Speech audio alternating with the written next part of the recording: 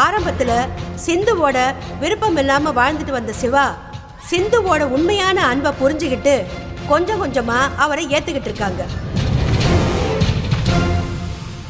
தனக்கு விருப்பம் இருந்தப்ப கூட தான் குடும்பத்துக்கு விருப்பம் இல்லைங்கிற காரணத்தினால சிந்துவோட வாழ சிவா இப்போது மறுத்திருக்காரு.